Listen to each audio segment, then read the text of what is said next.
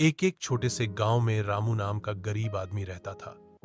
वह मेहनती तो था, पर किस्मत हमेशा उससे रूठी रहती। दिन रात मजदूरी करने के बाद भी उसके घर में 2 वक्त की रोटी मुश्किल से जुटती। एक दिन रामू खेत में हल चला रहा था। अचानक उसकी हल की नोक किसी कठोर चीज से टकराई। उसने जमीन खोदी तो एक पुराना मटका निकला। जब उसने उसे खोला तो उसकी आंखें चमक उठीं।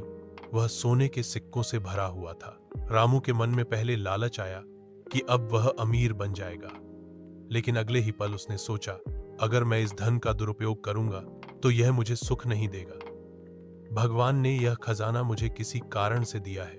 उसने सोने का कुछ हिस्सा लेकर अपने गांव के मंदिर की मरम्मत करवाई, स्कूल के बच्चों के लिए किताबें खरीदी और गरीब किसानों को बीज बांटे। धीरे धीरे पूरा गांव समृद्ध होने लगा।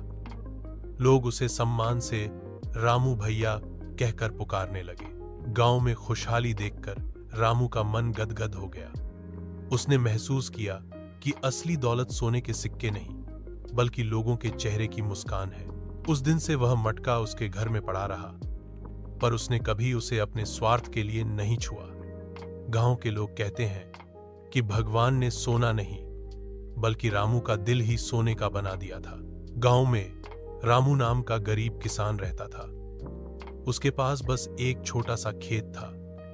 दिन रात मेहनत करता, लेकिन फिर भी पेट भर खाना मुश्किल था। एक साल सूखा पड़ा, फसल बर्बाद हो गई।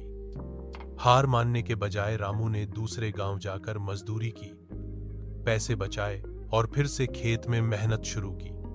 धीरे धीरे उसकी मेहनत रंग लाई और एक दिन वो आत्मनिर्भर किसान बन गया।